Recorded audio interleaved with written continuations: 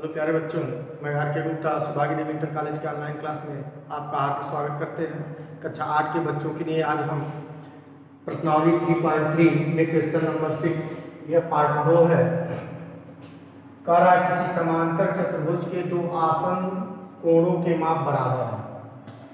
यानी हमें दिया हुआ है, मान लीजिए आपका समांतर चतुर्भुज है, यह ए, यह बी, यह सी और यह आसन्न कोण, यानी यह मान लीजिए हमने x मान लिया और यह x मान लिया, यह दोनों आपस में बराबर है। तो समांतर चतुर्भुज के सभी कोणों के मापों को ज्ञात करना है। अब देख रहे हैं कि ए बी सी डी एक ऐसा चतुर्भुज है, समांतर चतुर्भुज है। तो आप जानते हैं समांतर चतुर्भुज के आमने सामने के कोण आपस में बराबर होते हैं। और जब BC के समांतर AB है तो एक ही तरफ के अंतर कोणों का फर्क कितना होता है? 180 अंश होता है। तो हम लिखेंगे चूंकि AB पैरेलल किसके है? DC के, यानी AB DC के क्या है? समांतर है। इसलिए यह कोण x धन x बराबर 180 अंश हो जाएगा। तो x मिलाकर 2x बराबर 180 अंश। तो x बराबर कितना हो जाएगा? 180/2, अर्थात x का मान कितना अंश आ गया? 90। अब यह ध्यान देंगे कि यह और यह दोनों आपस में बराबर हैं। तो कोण A और कोण B का मान कितना अंश आ गया? लिखेंगे कोण A बराबर कोण B बराबर कितने अंश के? 90 अंश के। अब यह देखेंगे कि यह तो कोण आपका 90 अंश आ गया। अब यह कोण कितने अंश का होगा? यह समांतर चतुर्भुज के सम्मुख कोण आपस में बराबर होते हैं। लिखेंगे चूंकि कोण A बराबर कोण C, यह बराबर कितने अंश के? 90 अंश, क्योंकि A का मान C के बराबर है। कोण B बराबर कितना हो जाएगा? कोण B बराबर कोण D के, यह बराबर B कितने अंश का हो जाएगा? 90 अंश का। अर्थात प्रत्येक कोण कितने अंश के हो गए? अतः प्रत्येक कोण कितने कितने अंश के हो गए? प्रत्येक कोण 90 अंश के है। ये आपका आंसर हो गया।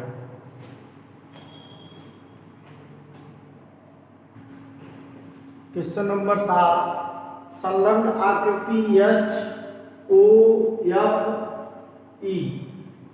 है। HOPE एक समांतर चतुर्भुज है। तो x y z कोणों की माप को ज्ञात करना, और यह भी आपको बताना है कि ये किस प्रकार से आए हुए हैं। तो बच्चों आप देख रहे हैं कि HOP और E एक समांतर चतुर्भुज है। तो जब समांतर चतुर्भुज दिया है तो उसके चतुर्भुज का जो नियम फॉलो होगा वो आपको याद होना चाहिए कि समांतर चतुर्भुज के सम्मुख कोण आपस में बराबर होते हैं, सम्मुख भुजाएं आपस में बराबर होते हैं, और एक ही तरफ के अंतर कोणों का योगफल कितना होता है? 180 अंश होता है। तो अब एक चीज देखेंगे कि यहाँ दिया हुआ है कि O और H क्या है, इसके साथ यह बना हुआ जो कोण है एक रेखीय युग्म है, यानी यह और यह कोण मिलाएंगे तो 180 अंश का होगा। तो लिखेंगे कोण HOP आघन कोण 70 बराबर 180 अंश। यह कैसे हो गया? रेखीय युग्म हो गया। रेखीय युग्म, रेखीय युग्म का मतलब होता है एक रेखा अगर है इस तरह से, कोई दूसरी रेखा इसको प्रच्छेद करती है तो यह और यह कोण मिलाकर कितने अंश का होगा? 180 अंश का होगा। तो HOP यानी यह कोण और यह कोण मिलाकर कितने अंश का होगा? 180 अंश का। तो कोण HOP का मान कितना हो गया? 180 माइनस 70, अर्थात यह 110 अंश हो गया। यानी यह कोण आपका मिला 110 अंश। अब आप देख रहे हैं जितना बड़ा यह कोण होगा उतना बड़ा यह कोण होगा। क्यों? क्योंकि HOPE समांतर चतुर्भुज है और समांतर चतुर्भुज के सम्मुख कोण आपस में बराबर होते हैं। लिखेंगे चूंकि HOP OP बराबर कोण x, यह बराबर कितने अंश के 110 अंश। आप देख रहे हैं कि यह कोण 110 अंश है, तो यह और यह कोण आपस में क्या होगा, बराबर होगा, क्योंकि HOPE समांतर चतुर्भुज है। समांतर चतुर्भुज के सम्मुख कोण आपस में बराबर होते हैं। यहाँ दर्शा देंगे समांतर चतुर्भुज के सम्मुख कोण।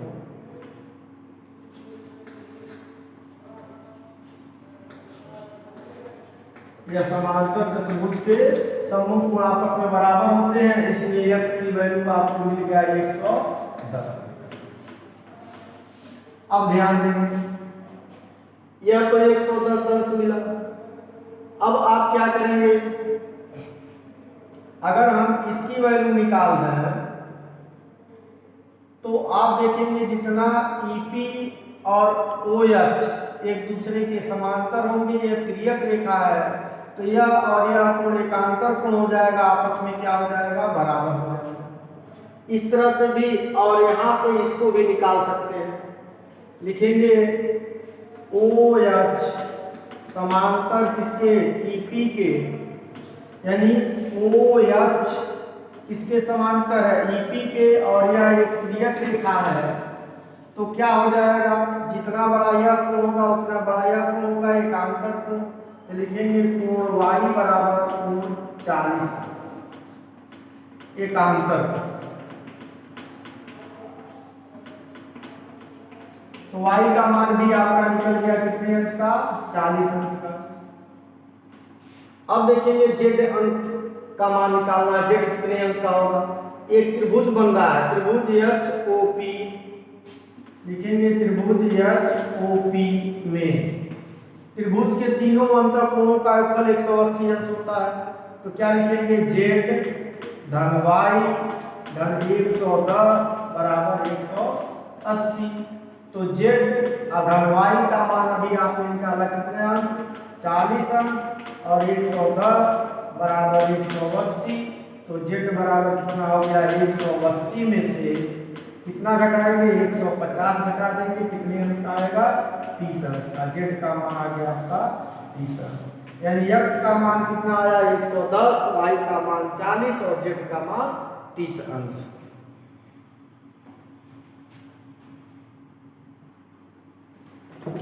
क्वेश्चन नंबर 8 का नाम, निम्न आकृतियां GUNS और RUNS समांतर चतुर्भुज है, तो x तथा y ज्ञात कीजिए। दो चित्र है, एक चित्र यह है, दूसरा चित्र यह है। अब बच्चों आप देखेंगे कि पहला कंडीशन का रहा है GUNS, G यहाँ है, U यहाँ है, N यहाँ है, S यहाँ है। ये कैसा चतुर्भुज है, समांतर चतुर्भुज है। तो आप जानते हैं कि समांतर चतुर्भुज के आमने सामने की भुजाएं बराबर होती हैं, यानी GU के बराबर SN हो जाएगा और GS के बराबर UN हो जाएगा। तो पहले के लिए हम सॉल्व करेंगे कि GUNS समांतर चतुर्भुज, कैसा चतुर्भुज है, समांतर चतुर्भुज। अब देखें, जब समांतर चतुर्भुज है तो आमने सामने की भुजाएं बराबर, अर्थात GS का मान UN के बराबर हो गया। GS का मान कितना है, 3x है, UN का मान 18 है, तो x का मान कितना हो जाएगा, 18/3, अर्थात 3 छके 18, यानी कितना सेमी आ गया, 6 सेमी। x का वैल्यू 6 सेमी आ गया। अब देखें y की वैल्यू निकालना है, तो GU के बराबर SN होगा, GU बराबर SN होगा। GU का मान 3y-1 बराबर 26, तो 3y बराबर 26, ये इधर जाएगा तो +1 हो जाएगा, तो 3y बराबर हो गया 27। 3 से काटेंगे 3 × 9 = 27, तो y का मान आ जाएगा 9 सेंटीमीटर।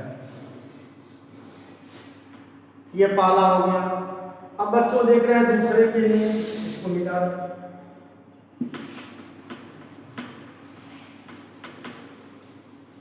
ये आकृति पहले का हल हो गया। दूसरे आकृति में देखेंगे, दूसरे के लिए सॉल्यूशन। RUNS समांतर चतुर्भुज है। अब ये देख रहे हैं इसकी भुजा की चर्चा नहीं दिया गया, भुजा का मान नहीं दिया है, विकर्ण का मान दिया। आप जानते हैं समांतर चतुर्भुज के विकर्ण एक दूसरे को समद्विभाजित करते हैं। यहाँ मान लें हम RM और SU को मिलाने पर एक दूसरे को O पर प्रच्छेद करते हैं, तो जितना बड़ा OS होगा उतना बड़ा OU होगा। अब लिखेंगे चूंकि RUNS समांतर चतुर्भुज, समांतर चतुर्भुज है, तो समांतर चतुर्भुज के विकर्ण एक दूसरे को समद्विभाजित करते हैं, तो कि जितना बड़ा OS होगा उतना बड़ा OU होगा। OS का मान कितना होगा? OS का मान कितना है? 20 है। OU का मान है y+7, तो यह हो जाएगा y बराबर 20 और ये इधर जाएगा तो -7, तो y का मान हो गया कितना? 13 सेंटीमीटर। अब देखेंगे जितना बड़ा OR होगा उतना बड़ा ON होगा। OR का मान 16, ON का मान x+y। अब देखेंगे x का मान तो आपको ज्ञात करना, y का मान आया है 13, यह बराबर 16, तो x बराबर 16 में से 13 को हटा देंगे तो x का मान कितना आएगा? 3 सेंटीमीटर। यह क्वेश्चन आपका हल हो गया। अब क्वेश्चन नंबर 9। क्वेश्चन नंबर 9 दी गई आकृति में RIS के बच्चों ध्यान से देखेंगे कि यहाँ जो दिया है ये वाला,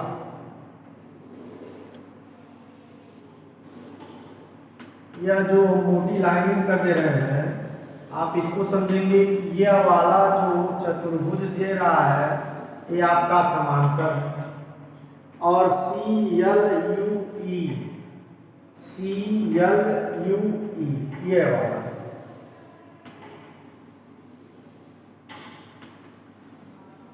यह आपका क्या है? समांतर चतुर्भुज है। अब यह देख रहे हैं कुछ इसमें से हमें यह x कोण निकालना है। अब देखें सॉल्यूशन इसका हो जाएगा कि RIS के लिखेंगे चूंकि RIS के समांतर चतुर्भुज है। क्या है? समांतर चतुर्भुज है। अब आप देख रहे हैं समांतर चतुर्भुज में समूह कोण आपस में बराबर होते हैं, तो जितना बड़ा यह कोण होगा उतना बड़ा यह कोण होगा। तो RIS कोण RIS बराबर कोण RKS के बराबर कितने अंश का? 120 अंश का, यानी यह कोण आपका 120 अंश हो गया। अब यह देखेंगे कि अगर इस कोण को हम कोई नाम दें, कोई भी नाम आप दे सकते, मान लीजिए हमने M मान लिया, तो यह कोण और यह कोण मिलाकर कितने अंश का होगा? 180 अंश का होगा। RIS लिखेंगे चूंकि कोण RIS आधान कोण M बराबर 180 अंश का रेखीय युग्म, यह रेखीय युग्म। अब देखेंगे RIS का मान 120 आपने निकाला, धन कोण M बराबर 180 अंश हो गया, तो कोण M बराबर कितना हो जाएगा? 180 माइनस 120, तो कोण M का मान कितना हो गया? 180 में से 120 निकालेंगे तो कितने अंश का होगा? 60 अंश का होगा, यानी आपको पता चल गया आपका कितने अंश का? 60 अंश का। अब आप देखेंगे लिखेंगे चूंकि यह CLUE सी एल यू और ई समांतर चतुर्भुज है। सी एल यू ई क्या है? समांतर चतुर्भुज है। समांतर चतुर्भुज है। अब ये देख रहे हैं कि अगर हम इस तरह से समांतर चतुर्भुज बना दें, इसको हम लिखते हैं सी या एल या यू और या ई, तो जो यहाँ कोण बनेगा यह इसके समांतर है, तो इसका यह क्या हो जाएगा? संगत कोण हो जाएगा। लिखेंगे ईसी समांतर एल यू, यानी ईसी समांतर एल यू के है, तो इस कोण का भी कोई नाम दे दें, मानना हम एन है।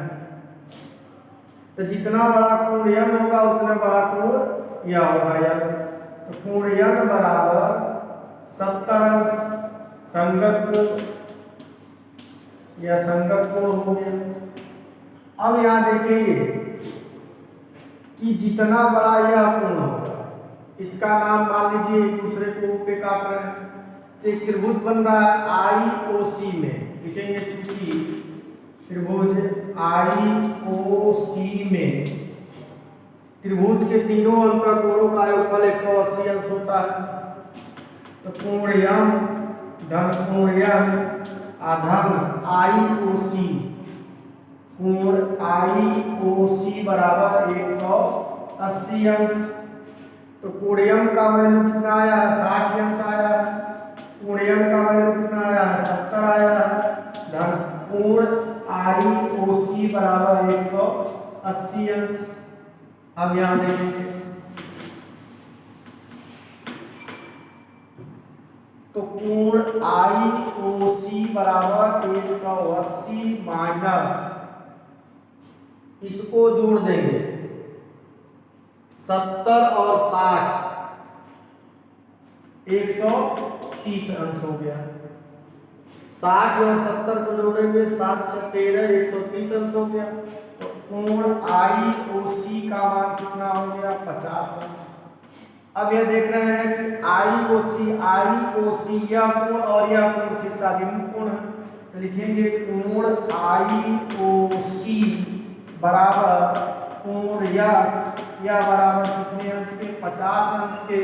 कैसा हो जाएगा? सम्मुख कोण हो जाएगा। तो यक्स का मान पूछ रहा है, तो यक्स की वैल्यू कितना आ गया भाई? यक्स की वैल्यू 50 अंश आपका निकल कर आ गया।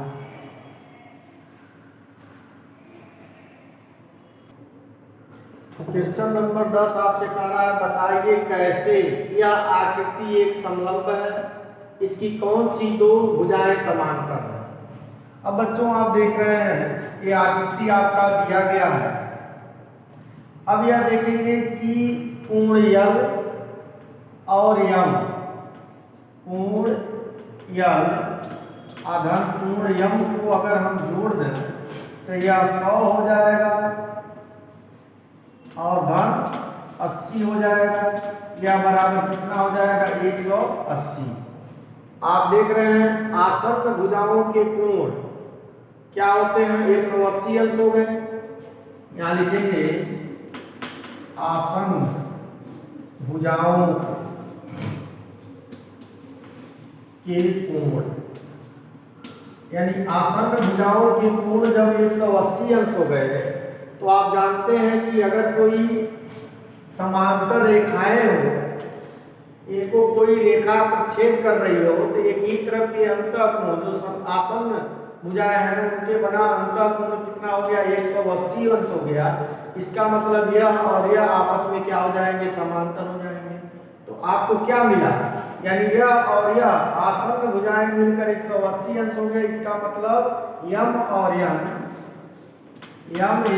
समांतर है किसके? केएल के। इसलिए के यल यम यन क्या है? समलंब चतुर्भुज है। समलंब चतुर्भुज है, यह सिद्ध हो गया।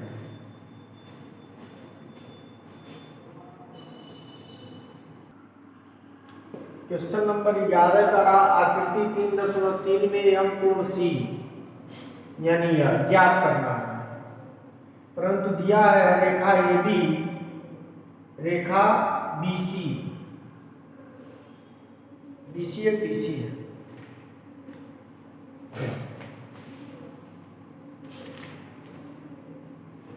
यहाँ रेखा DC है। क्या कह रहा है? रेखा AB और रेखा DC एक दूसरे के समांतर है।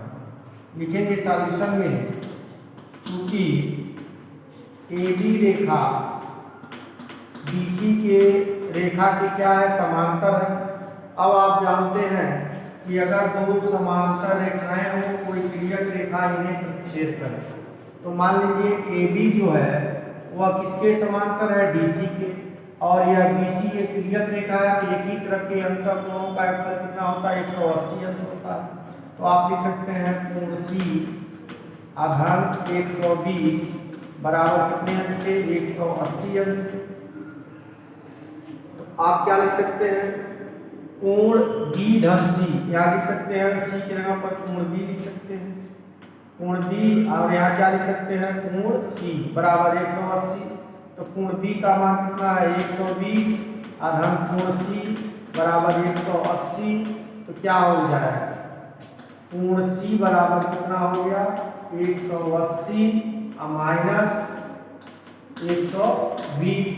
तो क्या हो गया? कोण C का मान कितना हो गया? 60 अंश। अब यहाँ कोण C यम कोण C पूछ रहा था, यहाँ आप क्या लगा सकते हैं? यम लगा सकते हैं। C की वैल्यू कितना अंश आ गया? 60 अंश आ गया।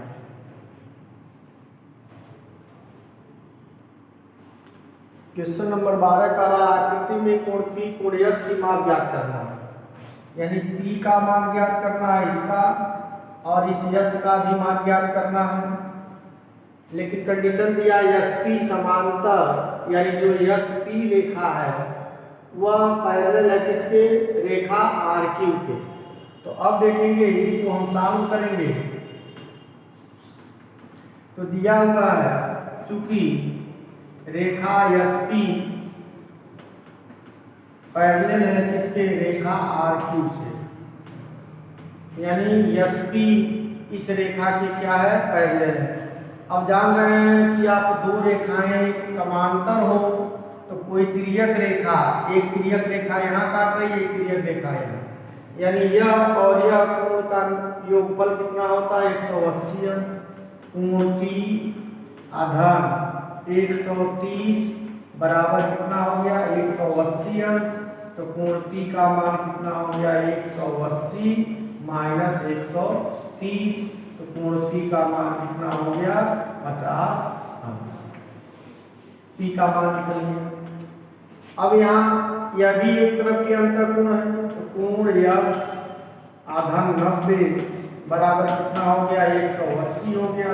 तो कोण S बराबर 180 माइनस 90, तो कितना आ गया? 90 अंश आ गया, यानी कोण S का मान आपका 90 अंश आ गया। इसके बाद कह रहा है यदि यम R ज्ञात करते हैं, यानी R को ज्ञात करते हैं, तो यम P को ज्ञात करने की एक से अधिक विधि है। लिखेंगे हाँ, लिखेंगे हाँ, एक से अधिक विधि है। कैसे है? ये आपका चतुर्भुज दिख रहा है, चतुर्भुज के सभी कोणों का योगफल कितना होता है? 180 अंश होता है।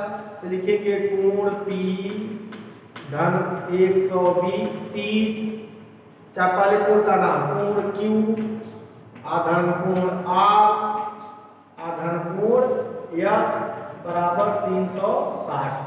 तो कोण P आधान Q का मान 130, आधान R का मान 90 और S का मान भी 90 बराबर 360। यानी PQRS एक चतुर्भुज दिख रहा है, चतुर्भुज के सभी कोणों का योगफल कितना होता है? 360 होता है। तो P को क्या अन्य विधि से भी ज्ञात कर सकते हैं? तो हाँ, कैसे? चतुर्भुज का नियम लगा के चतुर्भुज के सभी कोणों का योगफल 180 अंश होता है। तो अब इस कोण P का मान निकालेंगे, कितना हो जाएगा? यह 360 हो गया माइनस इन सभी को जोड़ देंगे 90 90 180 हो गया और 130 इसमें जोड़ देंगे तो 3 11, 1 1 2 1 310 हो गया। अब बताइए कोण P की वैल्यू कितना आएगा? 310 में से 360 में से 310 घटा देंगे, कितने अंश आया? 50 अंश। यहाँ भी P का मान 50 अंश आया, यहाँ भी P का मान 50 अंश आया। इसका मतलब ये सिद्ध होता है एक से अनेक विधियों द्वारा P का मान ज्ञात कर सकते हैं। प्यारे बच्चों, प्रश्नावली 3.3 आपका समाप्त होता है। आशा करते हैं कि वीडियो आपको जरूर पसंद आया होगा। धन्यवाद।